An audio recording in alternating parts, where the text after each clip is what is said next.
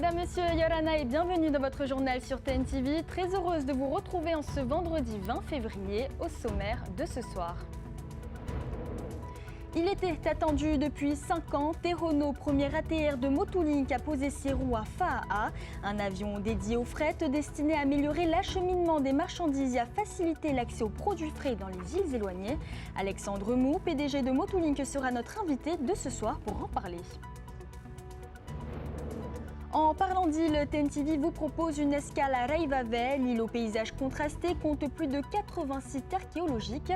Certains sont désormais entretenus par de jeunes recrues, une initiative qui allie patrimoine et insertion. Une semaine de compétition et près de 100 jeunes sur les cours de Feipi. Le championnat de Polynésie de tennis a mis en lumière la nouvelle génération. Des talents confirmés et de nouveaux espoirs à découvrir dans cette édition.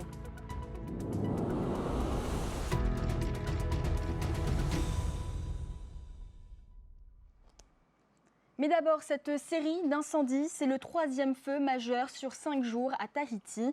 Ce matin, une maison familiale située à Ahonu a été entièrement détruite par les flammes. 5 personnes y vivaient, elles étaient absentes au moment des faits. Aucune victime n'est à déplorer, mais la famille a tout perdu.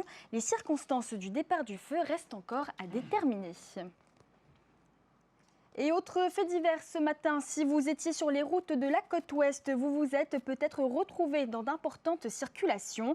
En cause, un semi-remorque a arraché les barrières de sécurité sur le trottoir avant de paralyser les 2 sens de circulation au niveau de Carrefour Punaouia. Fort heureusement, aucun blessé n'est à déplorer. Après ces faits divers, place à l'économie. C'est une nouvelle page pour le transport de fret en Polynésie. Tehono, premier ATR de la compagnie Motulink, a atterri au Whenua après plusieurs jours de convoyage. Un projet préparé pendant 5 ans, ajusté au fil du temps et prochainement opérationnel. Avant de recevoir en plateau le PDG de la compagnie, reportage sur le tarmac de Faa'a avec Athéna Milcam. Tout de suite, je me suis dit, c'est quelque chose d'innovant et c'est quelque chose qui c'est une pièce manquante dans le puzzle finalement de notre connectivité aérienne. Le petit nouveau de l'aérien interinsulaire est arrivé. Après 5 années à mûrir, le projet Motulink se concrétise avec la réception de son premier ATR, Tehono, un avion entièrement dédié au transport de marchandises entre les archipels, avec une capacité de 8 tonnes pour 75 mètres cubes. Et surtout, un vecteur supplémentaire dans le domaine du fret, avec une particularité, un temps de transport réduit. Le bon compromis entre le prix et le temps d'acheminement, selon le jeune PDG de la compagnie.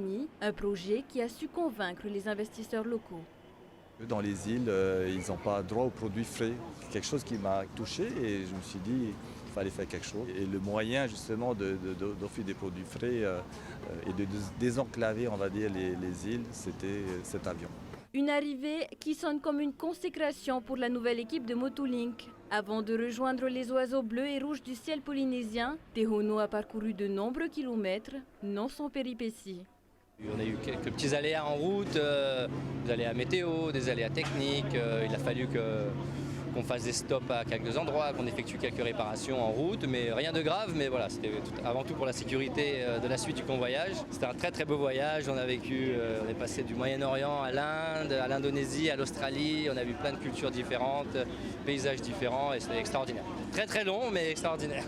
Un voyage inoubliable pour un accueil tout aussi marquant. Tehono devra tout de même patienter un peu avant de redéployer ses ailes. Des formalités techniques et administratives doivent encore être remplies. Et en plateau avec nous, Alexandre Mou, PDG de la société Motulink Yorana. Alexandre. Yorana Mika. Alors tout d'abord, vous aviez une date prévisionnelle pour Motulink du 12 décembre 2025. À quoi est dû ce retard par rapport au calendrier donc prévisionnel ? Sur beaucoup de points, nous étions en attente notamment du certificat d'immatriculation de l'appareil. C'est ce qui a causé le gros retard qu'on a rencontré au mois de décembre, ce qui a décalé toute la phase audit d'obtention des agréments qui devait se faire au mois de janvier. Et du coup, voilà, ça a été repoussé. Toute la phase administrative a été clôturée au mois de janvier, ce qui a pu entraîner le cambriolage de l'avion depuis la métropole. Alors aujourd'hui, l'avion est enfin en destination. Est-ce que vous avez une date précise du premier décollage ? À partir d'aujourd'hui, dans 3 à 4 semaines, on sera prêt à la mise en exploitation de l'avion.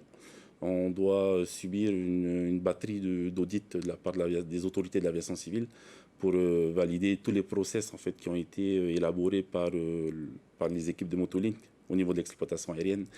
Et du coup, ça va mobiliser quasi une semaine d'audit avant d'obtenir les agréments et pour pouvoir opérer dans le ciel local. Et avec toutes ces expériences, est-ce que c'est toujours dans votre business plan comme initialement prévu d'avoir un deuxième avion, un autre avion supplémentaire d'ici 2027 ? Oui, bien sûr, parce qu'en fait, une exploitation à un seul appareil, c'est assez critique.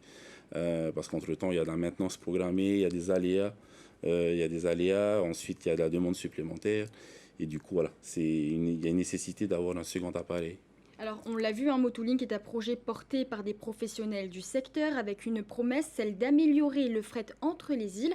Pourtant, au départ, vous envisagez une offre low cost pour transporter des passagers. Pourquoi ce virage aujourd'hui ? Oui, exactement. En fait, oui, il y a 5 ans, nous avions l'idée de faire une compagnie aérienne low cost dans le but de s'attaquer au portefeuille des Polynésiens. Hein. Mais au fur et à mesure, en étayant un peu plus le business model, on s'est rendu compte, et en plus, suite à l'arrivée d'Air Moana, hein, on s'était dit que les opportunités étaient peut-être ailleurs et que le vrai souci que rencontrent les populations et les îles éloignées était relié au sujet du fret aérien, le problème d'acheminement des marchandises, des denrées alimentaires dans les îles, ce qui a fait qu'on a fait cette bascule et on a décidé de ne pas apporter de surcapacité en termes de sièges sur le réseau de transport aérien de passagers et de cibler plutôt le marché du fret. Alors justement, le réseau Interrail que vous proposez couvre des destinations clés. On parle des Raromatei, des Australes, même des Marquises. Selon quels critères avez-vous défini les premières liaisons et leur fréquence ? En fait, il y a l'aspect marché avant tout, l'aspect volumétrie aussi. C'est ce qui définit le BP et l'effet directionnalité. Parce qu'en fait, c'est assez spécifique. Hein, les marchés ne se ressemblent pas. En Polynésie, on a un marché typique. On a beaucoup d'effets de directionnalité. C'est-à-dire qu'on a plus de volume dans un sens que dans l'autre.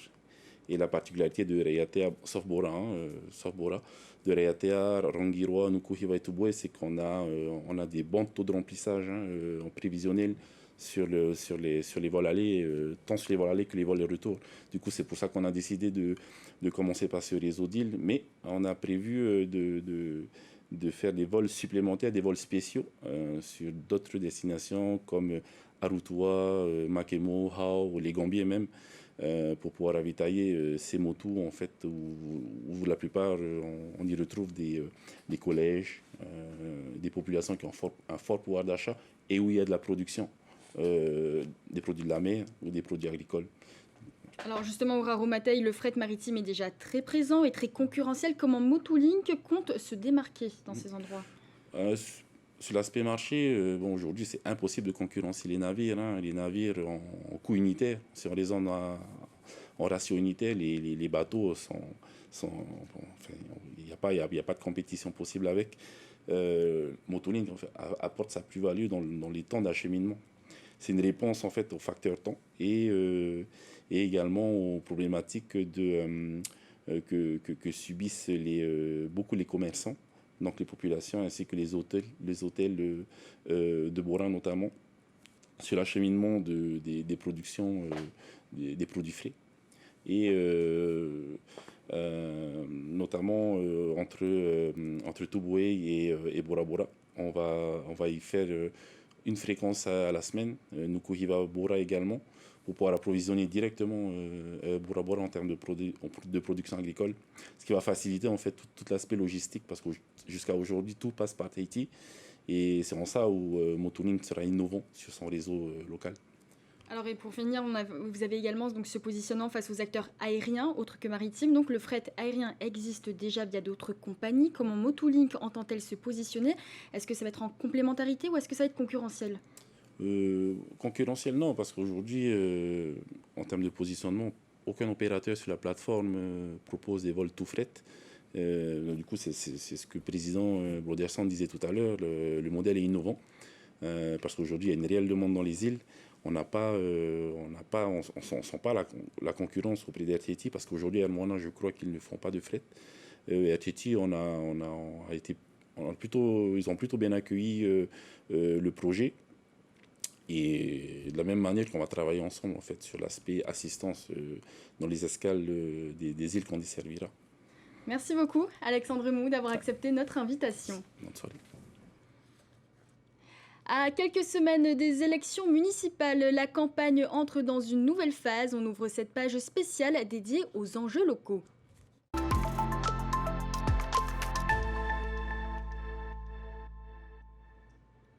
Il est actuellement le maire le plus ancien en fonction au Fénois. Oscar Temarou s'apprête à achever son 7e mandat à la tête de la commune de Fa'a, près de 43 ans après sa première élection le 13 mars 1983. Et l'édile ne compte pas s'arrêter là. Tête de liste du Tabini Huiratir'a dans la ville la plus peuplée de Polynésie, il entend poursuivre son action avec un accent particulier sur le sport et les infrastructures, dont un projet de golf indoor. Laure Philibert sur les images de Rarahuma, Achong et Huanui à Tuahiva. 43 ans qu'il règne sur Fa'a. Oscar Temarou n'est pas loin du record de longévité de Jackie Graff, resté 45 ans à la tête de Paea. Et il a encore le feu sacré.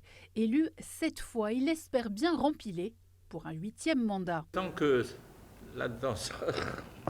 À 81 ans, le maire, également représentant à l'Assemblée, trouve toujours le temps de pratiquer des activités sportives, notamment le golf. Il souhaite développer les infrastructures dans la commune pour permettre à ses administrés de prendre soin de leur santé. Nous avons un grand projet au stade Ganivi.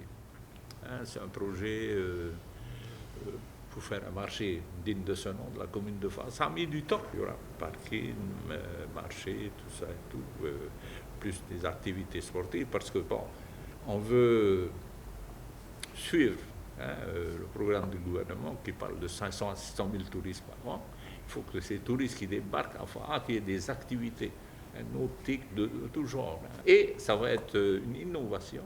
Le golf indoor, sur une centaine de mètres carrés, ça peut se faire. Si je veux aller jouer au golf à Hawaï, je suis à Hawaï. Je tape 18 trous comme si j'étais à Hawaï. Autour d'Oscar Temarou, de nouveaux visages comme Matuanui Ariotima, professeur de sport, pressenti pour s'occuper des jeunes. Donc notre objectif pour les 6 années à venir sera donc de nous occuper de la santé de la population. Donc pas forcément en disant les choses à faire, mais en mettant en place des actions et aussi qu'il y ait un suivi derrière. La commune la plus peuplée de Polynésie fera-t-elle encore le choix de la continuité? Réponse le 15 mars. Au cours des 7 dernières élections municipales à Fa'a, la liste gagnante l'a à chaque fois emportée dès le premier tour.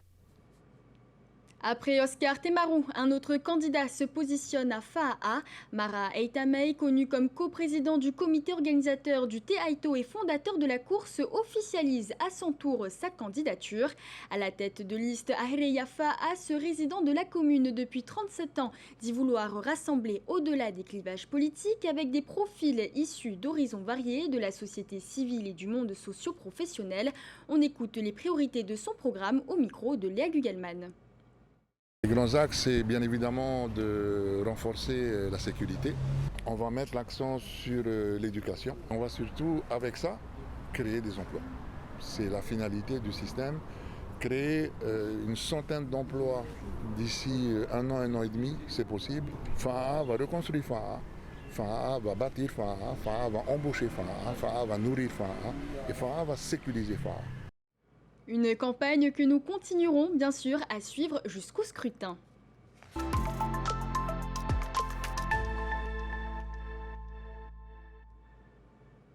Direction Reivavet qui mise sur son patrimoine et sur sa jeunesse. Avec plus de 80 sites archéologiques répartis sur l'île, la valorisation est un enjeu majeur.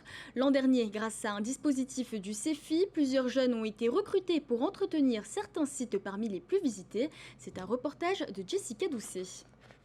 Tailler, désherber, dégager les branchages, Marie-Thérèse et son équipe s'activent. Leur mission, rendre accessibles et sécuriser 3 sites emblématiques dans le cadre du projet de la valorisation porté par le CEFI. Le marais Pomauv-Ao, le Tiki Sourion et le Rocher de l'Homme, des lieux empreints de mémoire et prisés par les visiteurs en quête d'histoire. Notre travail sur site, c'est de nettoyer, embellir et rendre le site accessible. Comme ça, les touristes verront mieux. C'est important pour nous car ce sont des lieux magnifiques et c'est excellent pour notre tourisme. Cette initiative, particulièrement saluée, permet non seulement de mettre en valeur le patrimoine, mais aussi de sécuriser les parcours pour les balades culturelles, qu'elles soient guidées ou improvisées. Elle est remplie de sites archéologiques et il y a beaucoup de potentiel, mais bon. Quel type de touristes demandent ce genre d'excursion? Ce sont des personnes qui viennent, qui aiment la nature, qui ont envie d'être plus proches de la population et connaître un petit peu d'où ils viennent et tout. C'est répertorié 86 sites, mais il n'y a que 3 qui est assez potable pour qu'on puisse les visiter et tout. Et il y a d'autres sites qui ne sont pas classés non plus. Consciente de cet atout, la commune envisage d'installer des panneaux de signalisation et d'information, un chantier en cours de budgétisation qui devrait rendre ces sites encore plus visibles et attractifs. Les acteurs du tourisme, eux, espèrent voir naître d'autres projets du même type afin de révéler la richesse culturelle de Reivavet bien au-delà de ces 3 sites phares. Et de jeunesse, on en parle aussi en sport. La relève du tennis polynésien confirme son potentiel. Près de 100 jeunes joueurs étaient engagés cette semaine sur les cours de Feipi pour le championnat de Polynésie. Entre confirmation et révélation, plusieurs talents se sont distingués, comme ont pu le constater Juanui Atuahiva et Désiré Teivao. Sur les cours de Feipi, la relève du tennis polynésien est déjà en pleine action. Le championnat de Polynésie des jeunes réunit cette semaine 80 compétiteurs âgés de 9 à 18 ans. Et parmi eux, un nom revient avec insistance, Mia Irleman. Déjà sacrée mercredi chez les 13-14 ans, la jeune joueuse a récidivé aujourd'hui dans la catégorie supérieure. En finale des 15-18 ans, elle s'impose avec autorité 6-3-6-0. Une performance maîtrisée de bout en bout. Non, mais j'ai bien joué. J'ai mieux joué qu'à mon finale. Enfin, je trouve. C'était quoi ta stratégie? Juste la faire bouger et taper le plus vite possible, genre pour que ce soit rapide et comme ça elle n'a pas le temps. À seulement quelques jours d'intervalle, Mia signe donc un doublé impressionnant. Mais la championne ne compte pas s'arrêter là. Son regard est déjà tourné vers l'international. Mes objectifs, c'est les POGC du coup. Enfin, au moins arriver 3e parce que c'est quand même compliqué là-bas. Comme c'est d'autres nations et elles sont beaucoup plus fortes. Avec mon club, j'ai 3 entraînements par semaine et sinon je tape avec mon père entre les entraînements. Autre particularité de la compétition, ici les juges de lignes et arbitres sont eux aussi de jeunes joueurs. Une façon d'apprendre toutes les facettes du tennis au-delà du simple échange de balles. C'est bizarre parce que je suis copine avec les deux, du coup ça fait bizarre. Comme ça fait longtemps qu'on joue, du coup on connaît déjà un peu les points, comment compter et les règles aussi. Au début, c'était difficile de se concentrer parce qu'il ne faut pas lâcher la balle des yeux, mais sinon ça va. Une compétition qui révèle des talents, forge le caractère et prépare déjà ses jeunes espoirs au défi du haut niveau. Et sur la pelouse australienne, l'OFC Pro League se poursuit. Tahiti United était opposé à South Island United, formation néo-zélandaise réputée solide et bien organisée. Un très beau match tenu en haleine jusqu'au coup de sifflet final et à l'issue de la rencontre, les deux équipes se quittent sur un score de parité. Un résultat qui laisse toutes leurs chances aux représentants du Fénois avant leur prochain rendez-vous lundi face à South Melbourne. C'est la fin de ce journal, merci de l'avoir suivi. Retrouvez tout de suite après votre magazine Ta'atatoumou suivi de votre émission Débrief et à 19h50 ne manquez pas Danse avec les stars. Je vous souhaite une très belle soirée sur TNTV et vous retrouve demain soir à la même heure.